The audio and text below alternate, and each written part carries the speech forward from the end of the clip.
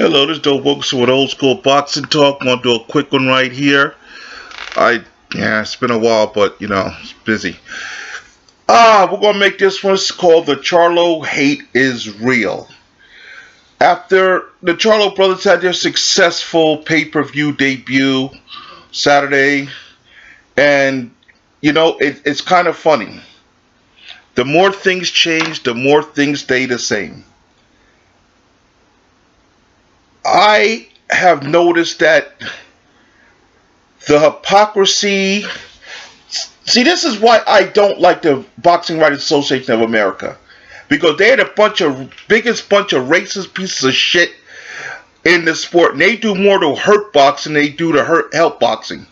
It seems like, according to the Boxing Writers Association of America, and some of these guys, one of the guys I kind of like, Michael Montero, I kind of like Montero to an extent, but this is why I really push back on Montero, because at first he was a good guy. He called it down the middle. He wasn't always 100%, but I kind of noticed as he's got hooked up with Ring Magazine and as his opinions start to sway toward the agenda of the rest of them. And then he announces, "Yay, I'm a member of the Boxing Writers Association of America." Congratulations, Michael. Everything that you said you didn't want to become in boxing, you have now become. And here's why. I listened to your latest podcast. Because I listen, and I don't always agree, but sometimes I respect some of your views. But I seen the slant with your boy Steve Kim and Dougie Fisher, and I seen the bias, and I seen the slant, and I seen the poison that Dave started to infuse onto you. And it seems like it's come full bore now. You have the audacity to sit there and once again underestimate the Charlos and disrespect Jamal Charlo, saying, well, Devonchenko was softened up for him. Really? Really? He was softened up. So let's pump the brakes. How about we pump the brakes on the hypocrisy that you're doing? You were a guy that I actually respected. I actually, said, hey, here's a guy that I don't always agree with, but he's not as jaded as the rest of these bullshit racist bastards. Well, sorry, Mike. You've become just like the rest of these racist bullshit bastards in the Boxing Association of America, because it seems like you guys have two spots for black fighters. And I guess we've used up both our spots. To sit there and say that Jamel Charlo and to criticize the quality of opposition in the junior middle division, to compare it with the Eastern European ruled cruiserweight division that nobody in America gives a fuck about, and nobody in the rest of the fucking world gives a fuck about, the cruiserweight division, and say, well, if you put Jamel Charlo, you gotta think about this. No, you don't have to think about this motherfucker nobody cares about. Nobody cares about the cruiserweight kid. Nobody cares about the cruiserweight division. The cruiserweight division is a money grab, like a lot of these damn stupid divisions in boxing. And you're playing right into that. And that's why I'm so angry with you, because I expected better from you. But that's my fault. Again, my fault. Trying to find someone in boxing with this little thing that all of you seem to lack, called integrity. This is why I don't do a pound for pound list, for this very reason. And then I'm waiting to listen to how you're going to next week in your nice little podcast spin Canelo's latest bullshit rantings, and I'm waiting for the Canelo fans to come at me with this bullshit too. Of, well, yes, the Charlos are good fighters, but I'm looking to fight heavyweights and cruiserweights. You're full of shit, Canelo. You're a cherry picking ass piece of shit, and you've dishonored those great Mexican warriors behind you that built the path for your little redheaded bitch ass to step foot on. You're a disgrace, Canelo. And I was a fan of yours, but I'm not a fan of anybody that does the ducking and that ducks people. Now, I did a video, but unfortunately I was interrupted. I didn't put the video up, where I kind of knew that this hatred toward the Charlos was going to start. For some reason, there's a hatred toward good black fighters. It just is. And the Charlos have now somehow gathered the Mayweather heat and are now Jamal Charlo for Ring Magazine and ESPN and any other publication out there to have the top 10 middleweights ranked and to have Gennady Golovkin ranked above Jamal Charlo. You're not a real boxing fan. There's no way in hell I can go along with Canelo being number one because he is the lineal champion. But he's not the best middleweight in the world because he's not fighting the best middleweights. When's the last time Canelo fought a middleweight? Danny Jacobs? What's he done since then in his division? Nothing. And to have Gennady Golovkin, who struggled with Steve Rolls and Devonchenko beat the living shit out of him and got robbed, to have him ranked above Jamal Charlo, you're full of shit. There's no way you can have Golovkin ranked number 2. I'll somehow pacify Canelo at number 1 because he is the lineal champion. I will give him that respect. He beat the man and beat the man and beat the man. So I will give Canelo his respect. Because that he is the middleweight champion in the world, it should be ranked top middleweight. But to have Gennady Golovkin ranked above him, both ESPN and Ring Magazine, and anybody else that has Gennady Golovkin ranked number 2 middleweight in the world, you're on some shit. You're on something. That's ridiculous. So, and then you have Jamel Charlo and say, well, he's not pound for pound worthy. I've looked at your pound for pound. You name me somebody on a pound for pound list from number 5 down that's done more and that's better than Jamel Charlo. I'm waiting.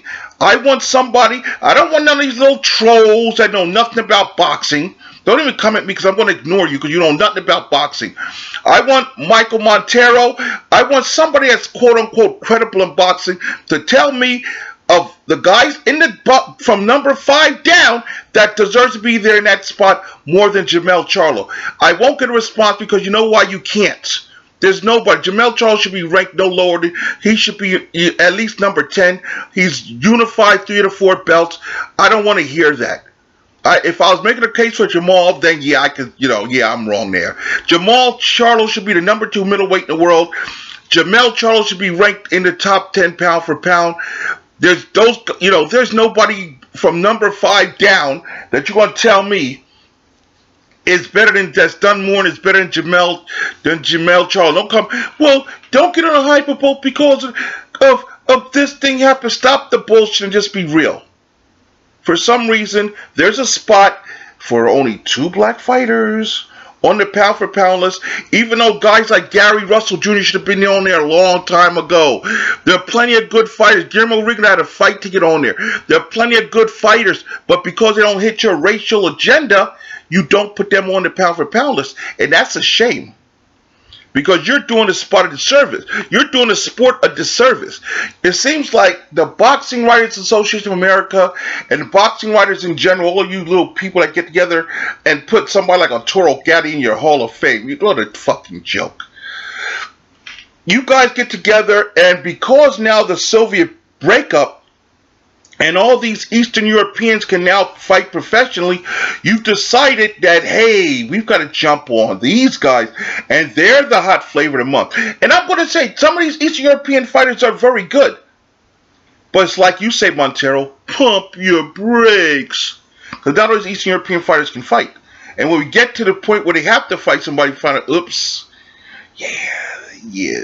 this is why y'all just had amateur boxing. Very few of these guys are Usyk or Lomachenko. But it seems like you boxing media people have decided to make them all Lomachenko and Usyk.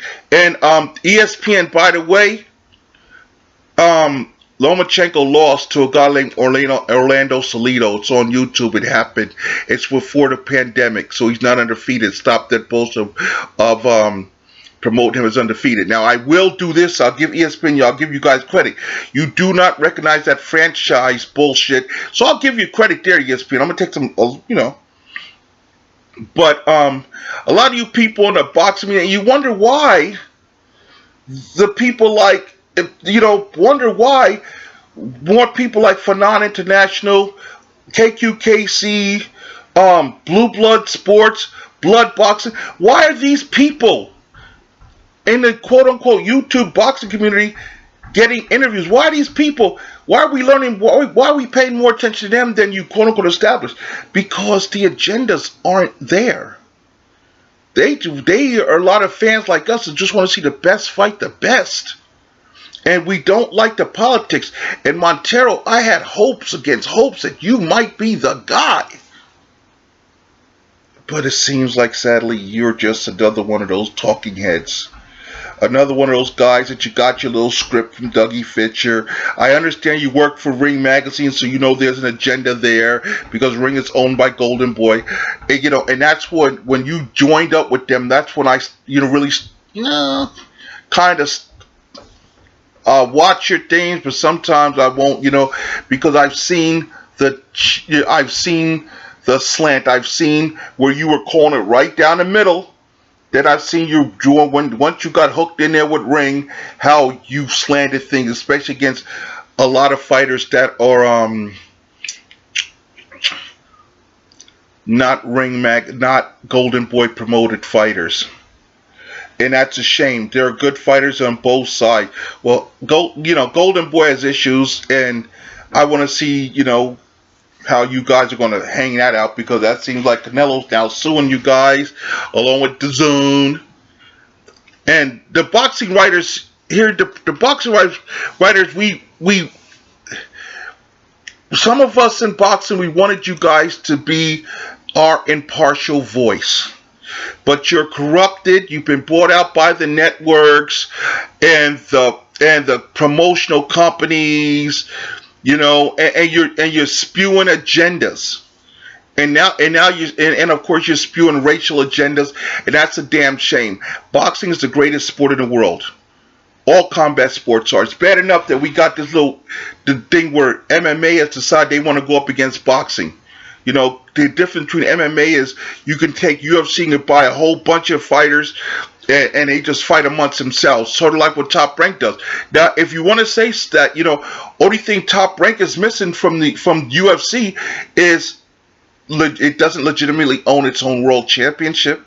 Now, Top Rank would go outright and buy the WBO, then Top Rank would be no different than UFC. PBC could buy the WBC and be no different than UFC. But the difference between boxing and the UFC is boxing is a globaler sport, a bigger sport than UFC. And UFC can say, well, we got the best guys here. And that's been proven in the past. You didn't have the best guys because there were guys outside the UFC who were better than the guys in the UFC. It's just you have the biggest brand. You don't have the best fighters. You have the biggest brand in mixed martial arts. So, but all combat sports is fantastic. I watch all combat sports. I watch, like I said, I listen to Man and Thing. I watch Glory Kickboxing all the time. I love Glory Kickboxing. I watch some UFC. I watch some Bellator. I prefer Bellator over UFC. I watch combat sports, but I don't compare them to one another. I appreciate them for who they are and what they are. I appreciate the art forms of each one. But I understand it because we had the same thing when karate, it was karate and kung fu and jiu-jitsu. Which is better? Instead of appreciating each art form for what it is, we have to compare each art form. And boxing and MMA, that's a fight MMA is going to lose every day of the week because you don't pay your boys enough. And what the hell, one of your biggest stars, Conor McGregor, is now trying to fight Manny Pacquiao after getting his ass beat by Floyd Mayweather. He made more money fighting Floyd than he's ever made in UFC. And now he's trying to make another big payday to go rob the bank again with Manny Pacquiao. And he can't do that in MMA. A lot of those MMA guys would love to come over to boxing. They could pull off a big fight with, you don't think a lot of them, the UFC heavyweight champion, if he was marketable enough, would love to fight Tyson Fury? Yeah, Tyson wiped his ass up for a little bit, but then, Um, the point of the matter is, those guys in UFC aren't making no money.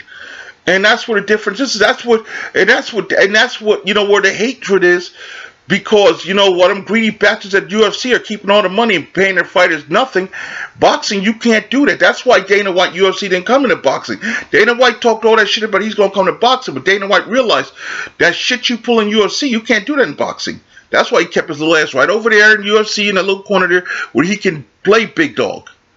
Because in boxing, in boxing, he's Dana White's nothing. Because the crap that he pulls in UFC, if he pulled that shit in boxing, he'd be found in a dumpster someplace. But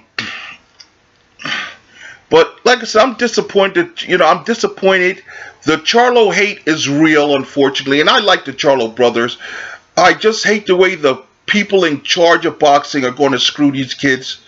As far as giving them that credit is concerned. And it's a damn shame. They take some fighters they like and they overhype them.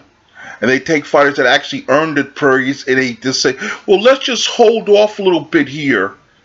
And they try to take credit from people to sit there and say that Jamal Charlo, he was softened up by Golovkin. No, he wasn't softened up by Golovkin. He was robbed by Golovkin. Devinchenko was in the best shape of his life coming in that fight with Charlo. And you people always take credit from fighters. I give them due. God damn.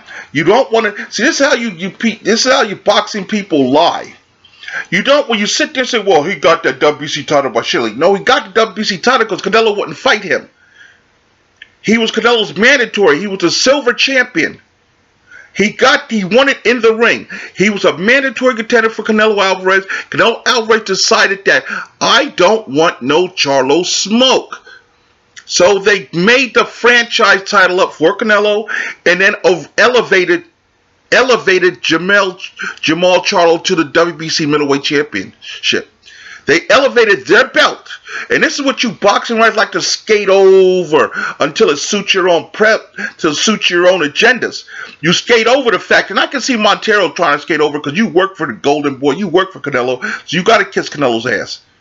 Which is why which is a shame because I didn't want to see it happening. I didn't want you to see you become one of those guys.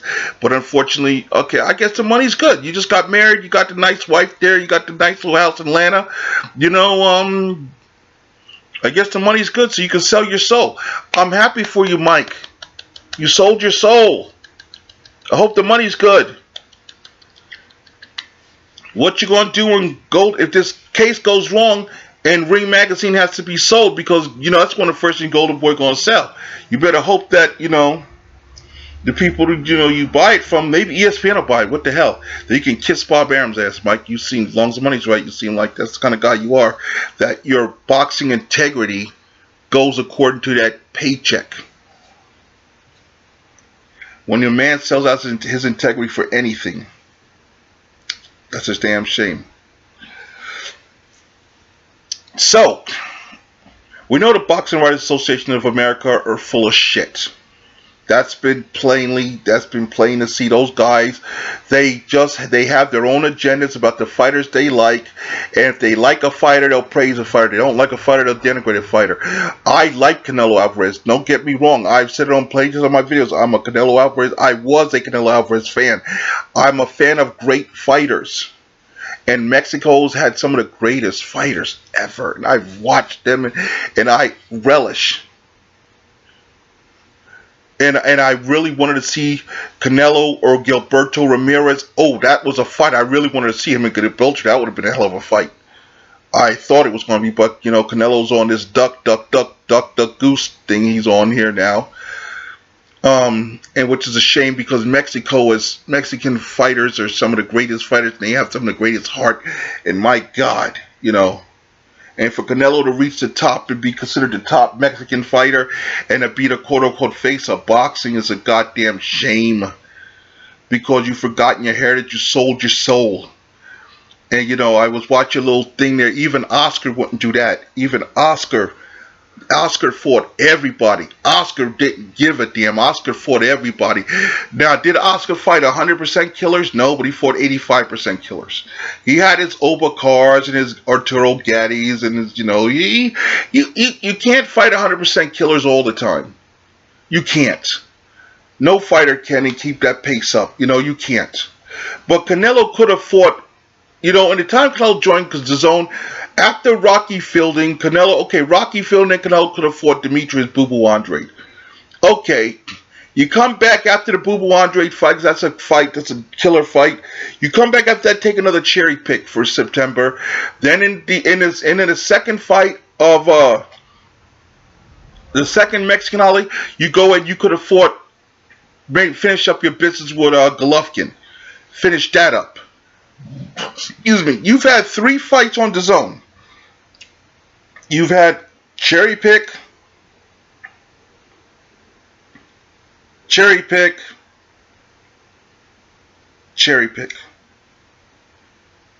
You never fought. If you'd have went out there, you'd have fought the WBA champion at light heavyweight and won, which I think you could have beat. I honestly think Canelo could have beat Bivol. I say it wouldn't better BF, but Bivol Canelo could have beat.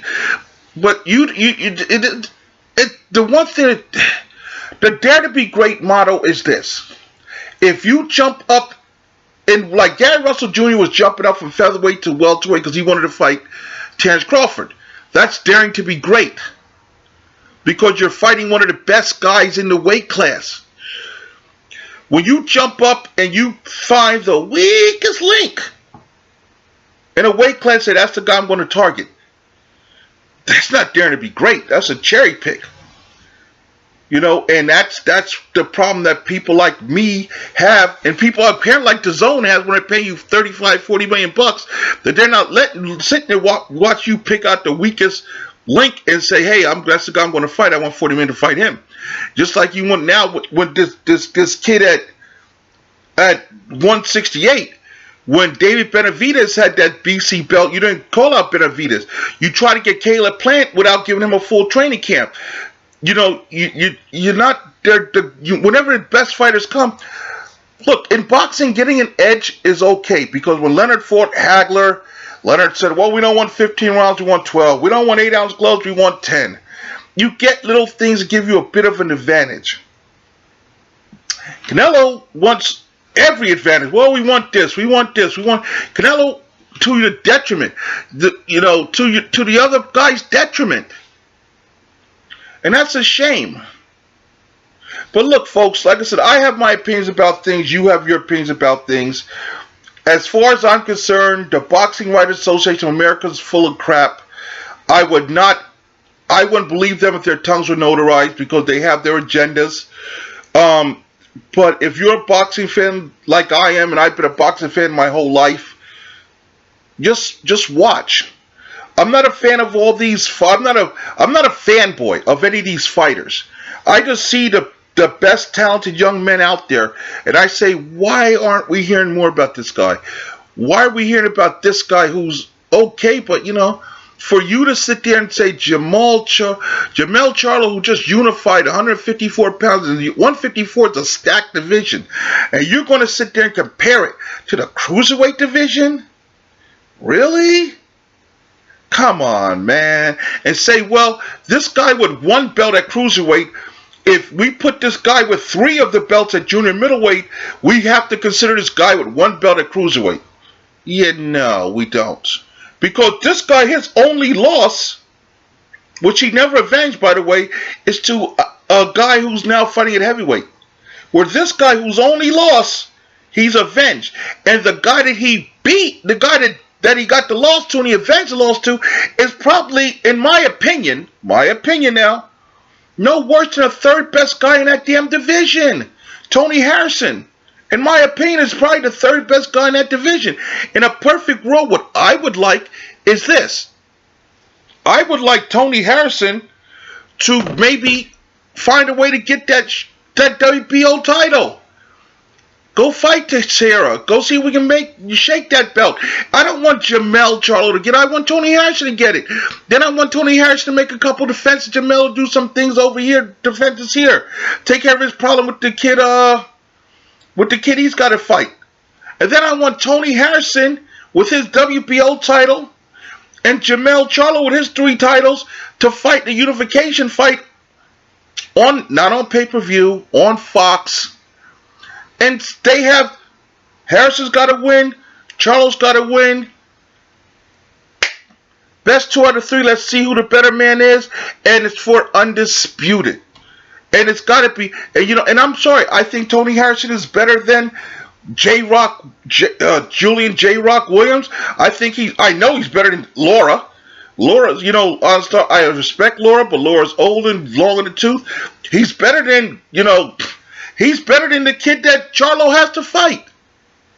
I would rather see Tony Harrison go fight the WBO champions, grab that belt, which I have no doubt Tony Harrison will win that belt. Make a defense. Let this kid, I don't even know the kid's name that Charlo's is. Charlo's mandatory. That's how forgettable he is. Charlo knocked him out in the first round. Now he gets a rematch. He'll probably get knocked out in the 8th round. Let Charlo handle these 2 guys, no mandatories, come up, unify. It's a big fight because promoted right. Remember, Tony Harrison, I got to win. Charlo, yes, I avenged that win. I avenged that loss and I knocked you out. So and the trash talk is going to be phenomenal. And I think Tony Harrison is, like I said, is no worse than the 3rd best guy in that division. I give Charlo number 1, and I'm struggling to see who I'm going to put above Tony Harrison. Not if I don't have number 2, but I can say no worse than number 3. So that's my opinion of this thing here. And the Charlo hate is real. It's a shame, folks. But just like the Gary Russell hate, it seems like when you get to a certain level in boxing, and if you're good and you're black, that level of hate rises. It's a damn shame, but it is what it is. And the sad thing is that the people that are quote unquote supposed to be respected people in this sport, who have no integrity, who are kissing ass, just doing what the hell they're told.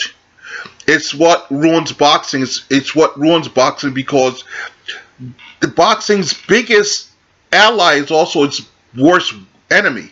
It's the networks. ESPN's in bed with Top Ranks. They're going to try to boost those guys to Top Rank up, except for Terrence Crawford down, mind you. They're going to boost up Lomachenko. They're going to boost up Tyson Fury. Not Terrence. We'll get back to you, Terrence. Because how the hell does ESPN not have the money to take the Terrence Crawford Kell Brook fight? And here's a novel idea. ESPN, you're owned by Disney, ABC Disney. Why the hell hasn't Terrence Crawford have been on prime time?